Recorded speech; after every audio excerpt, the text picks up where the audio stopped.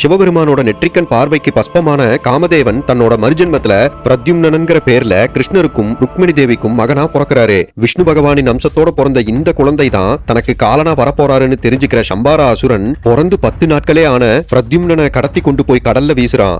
கடல்ல வீசப்பட்ட குழந்தைய ஒரு மீன் விழுங்கிட அந்த மீன் திரும்பவும் சம்பாராசுரனையே வந்து சேருது. மீனோட வயிற்றுல உயிரோட இருக்க பிரத்யும்னனை தன்னோட அரண்மனையில சமையல் வேலை செய்யும் மாயாவதிங்கிற பெண் கிட்ட கொடுத்து வளர்த்த சொல்றான் சம்பாராசுரன்.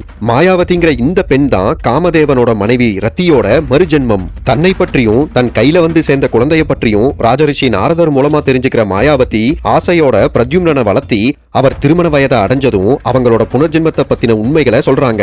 மேலும் சம்பாரா அசுரனை பத்தியும் அவன் கிட்ட இருக்க மாய தந்திரங்களை பத்தியும் பிரத்யும்னனுக்கு எடுத்து சொல்லி அவனோட மாயங்களை கட்டுப்படுத்தக்கூடிய மகாமாயாங்கிற கலையை கத்துக் கொடுக்கறாங்க மாயாவதி. போருக்கு தயாராகிற பிரத்யும்னன் சம்பாரா அசுரனை யுத்தத்துக்கு அழைக்க